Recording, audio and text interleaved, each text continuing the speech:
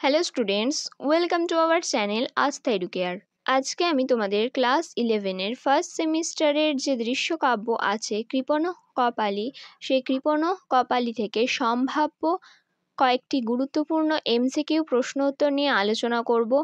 Already কৃপণ কপালীর বিষয়বস্তুর উপর ভিডিও আমাদের চ্যানেলে আপলোড করা আছে, তোমরা একবার সেই ভিডিওটা দেখে নিও।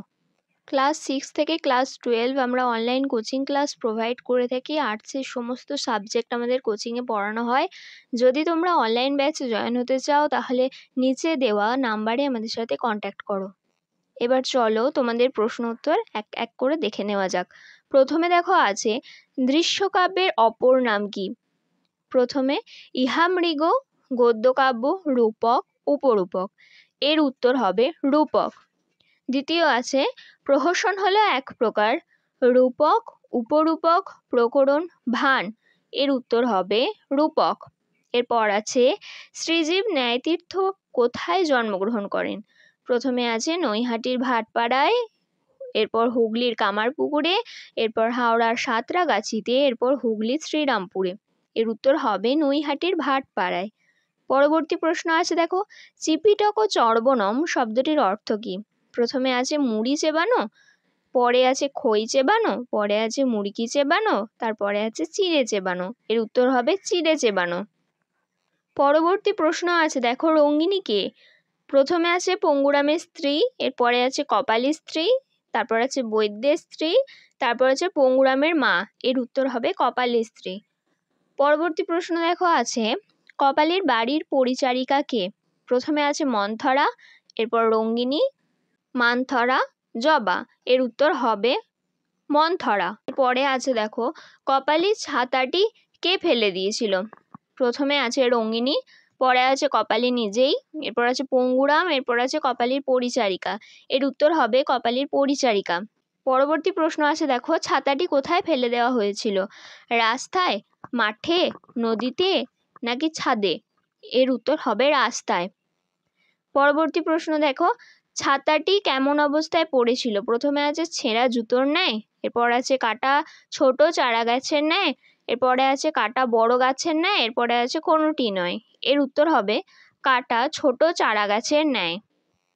পরবর্তী প্রশ্ন দেখো আছে কপালীর মতে ছেলে নাতিদের সুখভোগ্য জিনিসটি কি ছিল। ছাতা, জুতো, সাইকেল, ব্যাগ। এর উত্তর হবে ছাতা। এরপরে প্রশ্নটি আছে দেখো মন্থরার কথা অনুযায়ী পঙ্গুরাম তার মনিবের কোন জিনিসটি ফেলে দিয়েছিল। জামা কাপড়, জুতো জোড়া, ছাতা, ব্যাগ। এর উত্তর আমি বলবো না, এর উত্তরটা তোমরা আমাকে কমেন্টে জানাবে। তোমরা যদি বিষয়বস্তুর ওপর সম্পূর্ণ ভিডিওটা ভালো করে দেখে থাকো তাহলে এই উত্তরটা অবশ্যই তোমরা করতে পারবে। এর পরবর্তী প্রশ্ন আছে দেখো জুতো জোড়া মুখে নিয়ে কে দৌড়ে বেরিয়ে গেল। ছাগল, কুকুর, বিড়াল, গাধা। এর উত্তর হবে কুকুর। পরবর্তী প্রশ্ন আছে কে বৈদ্য ডাকতে গিয়েছিল। প্রথমে আছে রঙ্গিনী, এরপর আছে পঙ্গুরাম, এরপর আছে মন্থরা, এরপর আছে কপালী নিচে। এর উত্তর হবে মন্থরা। পরবর্তী প্রশ্ন আছে দেখো কপালী কুকুরটিকে কি দিয়ে মেরেছিল।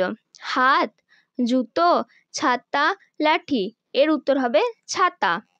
পরবর্তী প্রশ্ন দেখো রঙ্গিনী কপালীর শোয়ার জন্য কি বিছিয়ে দিয়েছিল। চাদর, মাদুর, গামছা, শাড়ি। এর উত্তর হবে মাদুর।